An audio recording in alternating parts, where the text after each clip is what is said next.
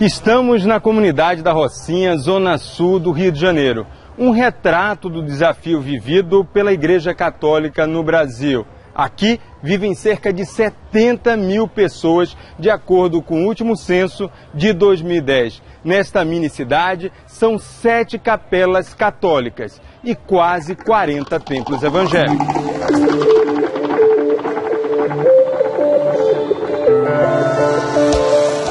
É um fenômeno múltiplo, as causas ainda estão sendo estudadas. Urbanização, veloz, mudou o Brasil, mudou a igreja. O censo 2010 mostrou que a Igreja Católica teve a maior redução proporcional de adeptos na década passada. No Globo News especial de hoje, você vai saber as razões para a redução do número de fiéis na Igreja Católica no Brasil e a importância da visita do Papa Francisco ao país para conter esse processo. A figura desse Papa, seu modo de ser, para onde ele quer orientar a Igreja, e ele por ser latino-americano, isso é uma força muito grande.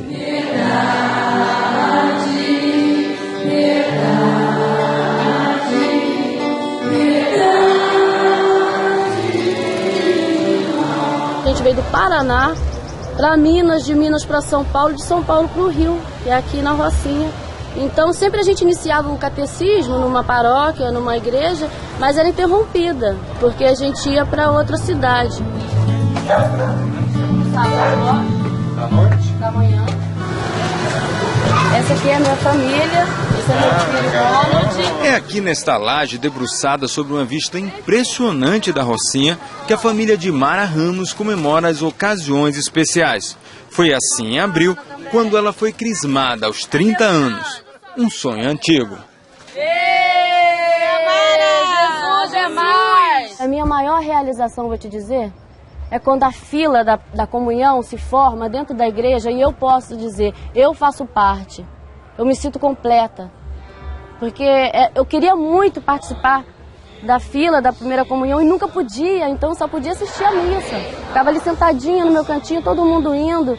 E aí eu me emocionava, eu chorava por dentro, eu quero fazer parte daquilo, sabe? E hoje em dia eu posso bater no peito, eu posso ter orgulho disso, eu consegui, eu venci.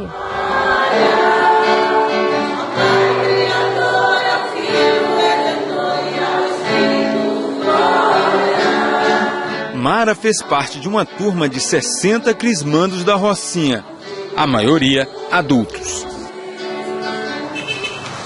A preparação para o sacramento foi feita por moradores da própria comunidade.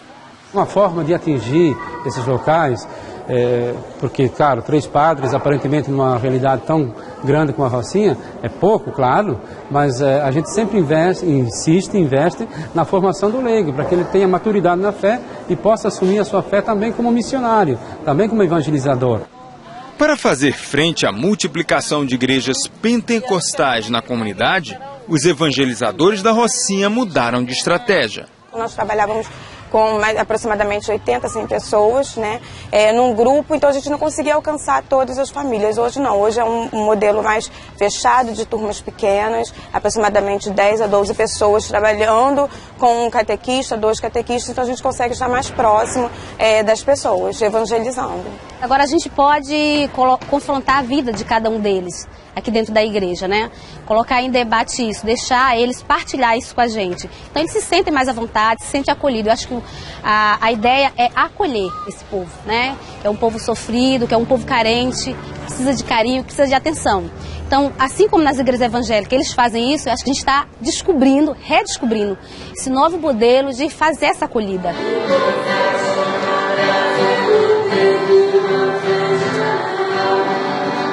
A missa já está quase terminando aqui na matriz da Nossa Senhora da Boa Viagem, no coração da Rocinha. Ela foi fundada em 1937, mas hoje é símbolo da nova orientação do Papa Francisco, a busca de fiéis nas comunidades e periferias.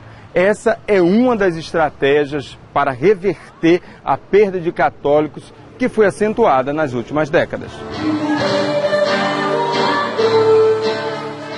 Houve uma perda significativa de 600, 700 mil fiéis por ano em 2 décadas, o que fez uma sangria tremenda. Houve também a evasão daqueles que já não eram católicos, eram os nominais. A perda de fiéis tem suas raízes no processo de urbanização do país, que ganhou impulso no final dos anos 70. Até a década de 70, a população brasileira era majoritariamente católica. Mais de 90% da população se declarava católica. E com as mudanças que marcam esse período, 70, 80 no Brasil, de migrações para o sul, sudeste do país, da busca por emprego, de uma mudança cultural e socioeconômica ocorrida no Brasil, é também um período que marca um declínio proporcional dos fiéis católicos e aumento do número de evangélicos. Presidente da CNBB e cardeal de Aparecida, Dom Damasceno faz um diagnóstico dos problemas que a igreja enfrentou.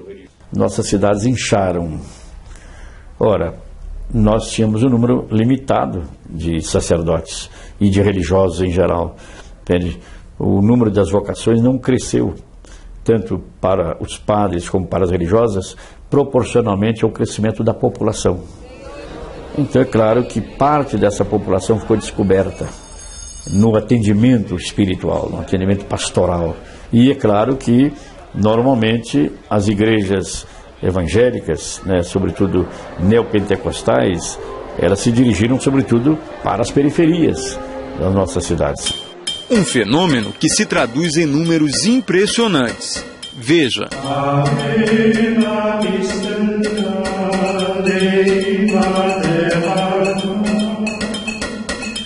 O cardeal Dom Geraldo Magela, arcebispo emérito de Salvador, faz o meia-culpa. É uma acomodação da parte nossa, de nossos presbíteros, que não foram suficientemente à periferia. É possível reverter essa acomodação? De que forma? Sim, desde que o próprio sacerdote ele se empenhe, né, tome consciência e comece a falar. Ele será bem-sucedido.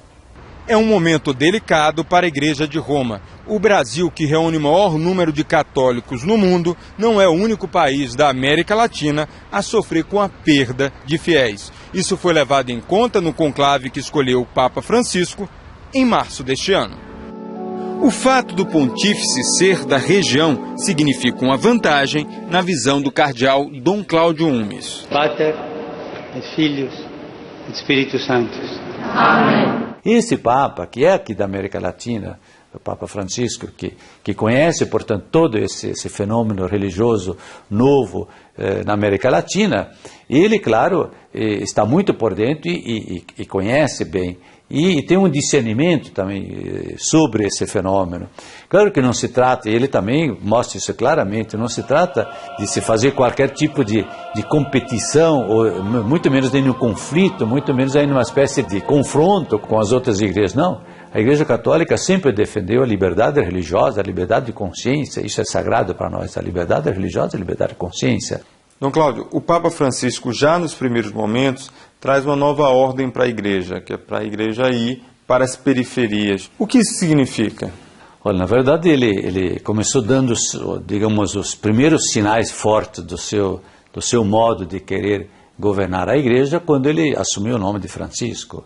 Ele explicou logo também depois que ele queria muito uma igreja pobre e para os pobres. Mas não apenas onde os pobres são como se diz, são uma estatística, muitos pobres e tantos pobres, não. Onde eles são pessoas. E ali ele fala muito das periferias, muito da igreja que se deve aproximar, deve sair e na direção, sobretudo dos pobres, mas também de tantas outras situações. Os sinais de mudança têm sido muitos e frequentes em poucos meses de pontificado. Logo depois de celebrar a primeira missa como Papa, Francisco mostrou a disposição de estar perto dos fiéis. Ele sai para a porta, abraça todo o povo, sem nenhum problema de segurança. A segurança estava apavorada, porque ele simplesmente entrou no meio do povo, saiu pela porta do Vaticano afora, para a rua. Depois, ele acabou indo na Semana Santa, lá no presídio dos jovens, para ali celebrar o lava-pés. Quer dizer, ele sai e vai na direção das pessoas. Foi uma surpresa também a decisão do Papa de visitar a ilha de Lampedusa, na Itália, para confortar os refugiados. Nessa primeira viagem oficial, o Papa condenou a globalização da indiferença, um gesto que reforça a preocupação do Santo Padre com os que sofrem. Acho que nós estamos diante de uma personalidade que tem a sintonia com as pessoas reais. Isso num mundo onde tudo é meio Big Brother, tudo é meio Aldous Huxley, nós não sabemos para onde vai o mundo. Ele diz, não, eu quero conversar com a pessoa como se ela fosse a pessoa mais importante da minha vida, esta que está na minha frente. Não importa se é cardeal ou se é um menino de rua, eu estou na frente dela, eu sou uma pessoa falando a uma pessoa. Eu acho que isso é inédito. A voi, Oxá.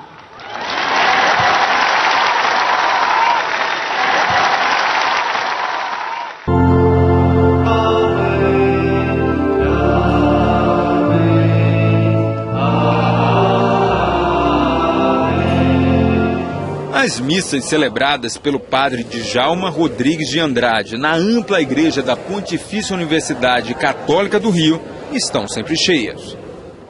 Mas correndo o olhar pelos bancos, é fácil perceber que a grande maioria dos frequentadores é de adultos.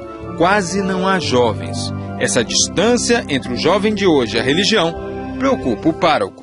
Eu reconheço um certo desencanto, porque exatamente ele não encontra, às vezes, na igreja, aquilo que ele procura mais e que também não encontra lá fora. Daí uma espécie de desilusão. O censo do IBGE mostrou que a perda de católicos na década que terminou em 2010 foi maior entre as mulheres e os jovens. Eu percebi que era necessário que desde a infância a pessoa tivesse um contato com a igreja. Eu até fui introduzindo desde a infância no gosto por participar.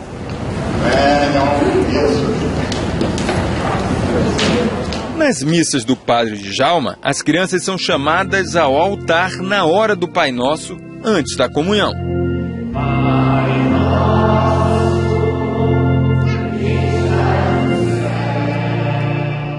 Eu acho que é uma forma de aproximar, de tornar mais lúdica esse momento da missa, que às vezes pode ser maçante para eles, já que eles não entendem tudo, né? Mesmo não tendo a compreensão completa agora, é importante desde pequeno inserir nesse contexto da igreja. Eu me preocupo muito com essa questão da evasão do catolicismo. Não adianta apenas lamentar, a gente deve partir também para uma ação, mas uma ação bem ponderada, bem planejada, bem pensada, né? Não escondendo nada, talvez, de nossas deficiências até aqui, e não precisando declará-las simplesmente para dizer eu estou decepcionado. Na década de 70, bispos brasileiros progressistas, incentivados pelas mudanças ocorridas no Vaticano na década anterior, iniciaram a mobilização da igreja nas periferias. Foi nessa época que surgiram as comunidades eclesiais de base, para ações sociais com a ajuda de leigos. Mas as chamadas SEBs perderam força no pontificado de João Paulo II, um conservador em termos de doutrina. Isso pode ter tirado esse poder de mobilização da igreja nas periferias? Certamente. O afastamento de parcela da igreja das periferias é um tiro mortal na mensagem do Evangelho. Se a igreja se afasta dos pobres, ela morre. A cearense Elizabeth começou a trabalhar numa comunidade eclesial de base há 25 anos e testemunhou o período em que as SEBs sofreram esvaziamento. Houve realmente essa mudança, nós sofremos muito, porque sempre a gente era da igreja, né? E houve um momento, uns anos aí atrás, que realmente quem era de movimento, associação, não era considerado da igreja. Hoje, ela coordena uma associação na periferia de Fortaleza que promove várias oficinas. Aqui, as mulheres da região podem aprender massoterapia, costura ou técnicas de artesanato. Na Associação Mulheres em Movimento eu faço brinco, colares, resgate à cultura indígena, né? Nós somos organizadas por essa igreja libertadora, a igreja preferencial pelos pobres. Então a gente aprende e depois repassa todos os ensinamentos que a gente aprende dentro da comunidade. Para Elizabeth, com o novo Papa, o espírito original das SEBs ganha força. Hoje a gente retoma aí com o Papa, né, o novo Papa Francisco. A gente está muito feliz porque a gente vê que a gente volta às nossas origens, que é estar junto ao povo, lutando por essa libertação, por vida digna para todos. É de fato uma nova aposta do Francisco e da Igreja de dizer, bom, se nós precisamos fazer uma revolução na nossa sociedade a partir também da semente da igreja, essa semente tem que ser do laicato. E talvez não seja mais o formato das SEBs como foi nos anos 70, porque a sociedade mudou. Nós queremos que as nossas paróquias realmente se transformem, se renovem, entende? E que ao invés de, digamos, de praticar uma pastoral de manutenção, de conservação, a paróquia seja de fato missionária, onde o ministério não ordenado, o ministério conferido aos leigos, onde ele possa exercer esse ministério, esse serviço também nas comunidades. Hoje a palavra de honra é network, fazer conexões, ali está a conexão, é no leigo, na pessoa concreta, porque uma pessoa pode mudar muito. Para os padrões da Santa Sé, o Papa já iniciou uma revolução no seu dia a dia. Rejeitou a residência de luxo do Vaticano para viver na Casa Santa Marta, bem mais modesta. Só vai à residência de verão de Castel Gandolfo para a bênção do Ângelus aos domingos. Recusou um crucifixo de ouro para usar um de prata. Recentemente, o pontífice visitou a garagem do Vaticano e criticou abertamente os padres que usam carros de luxo. Quando era arcebispo de Buenos Aires, circulava pela cidade de metrô. Na primeira viagem internacional para o Brasil, recusou a instalação de uma cama no avião, luxo reservado aos pontífices, e pediu para visitar uma comunidade na periferia do Rio de Janeiro. A escolhida pela diocese foi Varginha, na favela de Manguinhos. Isso vai de acordo com aquilo que ele tem assim pregado, de ir mais longe, de ir às periferias, de estar junto aos pobres. Eu creio que é um sinal que ele quer dar ao mundo também. O estado do Rio de Janeiro, sede da Jornada Mundial da Juventude, apresenta o menor percentual de católicos do país, apenas 45,8% da população. Esse desafio é enfrentado de perto por Dona Ani Tempesta, que desde que assumiu a arquidiocese tem presença constante nos morros e periferias do Rio. Nós não atingimos nas missas, nas celebrações, quase 80% ou quase 90% dos que foram batizados. E que precisaria ter um outro tipo de evangelização, que nós chamamos hoje de uma nova evangelização, de ir onde estão as pessoas, não só esperando na igreja ou na capela, mas também nas casas, nos vários locais, etc. E é esse grande desafio nosso, de uma nova mentalidade de evangelização. Em Varginha, existe apenas uma igreja cercada de templos evangélicos. Os próprios fiéis reconhecem as dificuldades. Por que os evangélicos conseguem atrair tantos fiéis católicos? Os católicos não chegam de porta em porta todos os dias, eles são insistentes mesmo. E acabam levando os fiéis. A gente tem que ser mais, buscar mais, né? Convidar mais as pessoas, ser um católico fervoroso, mais quente, eu acho. Eu creio que não é uma questão de reconquista, nem de estar lutando alguém contra alguma coisa, mas de fazer o nosso dever de casa, né? Ou seja, de ver aqueles que nós batizamos, nós somos responsáveis e cremos que é importante que eles sejam evangelizados. O fato é que o Vaticano deu uma guinada desde que constatou a perda de fiéis no Brasil durante o Sínodo de 2005. O alerta foi feito pelo cardeal Dom Cláudio Umes a Bento XVI, que se tornara Papa poucos meses antes. No Sínodo, dentro da reunião plenária do Sínodo, eu falei sobre isto. Logo depois, na pausa daquele momento, por coincidência, o grupo brasileiro foi recebido pelo Papa Bento XVI, que estava presidindo. Ele recebia assim em grupos. E foi logo depois que eu tinha falado isso no plenário.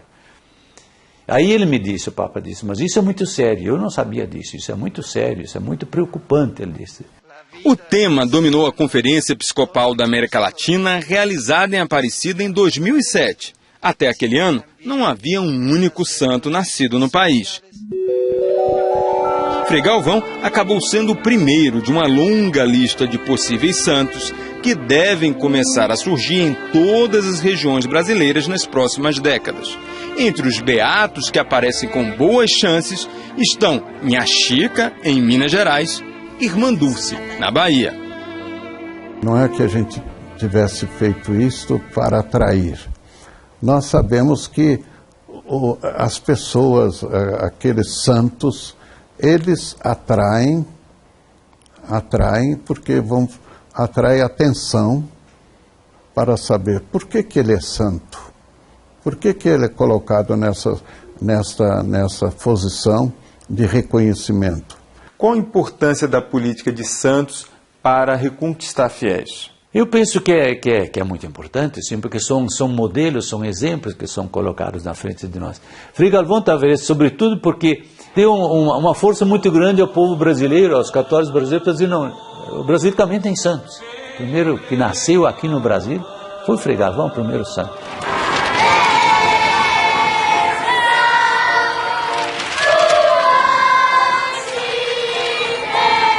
Um Papa que teve presença constante no Brasil está em processo adiantado de canonização menos de 10 anos depois de sua morte, João Paulo II. Apesar do conservadorismo, ele foi um líder carismático, símbolo de tempos em que o catolicismo não era tão desafiado. Tempos que a Igreja de Roma espera reviver com a ajuda de Francisco, o primeiro Papa latino-americano.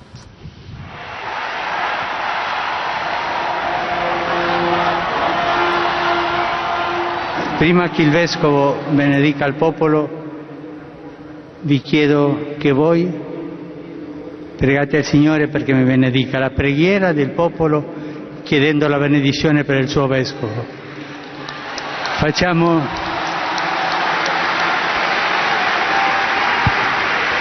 Facciamo in silenzio questa preghiera di voi su di me.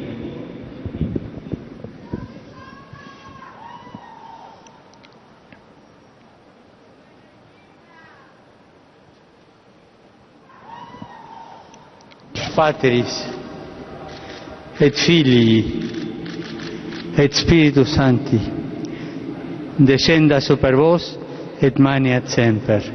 Amen.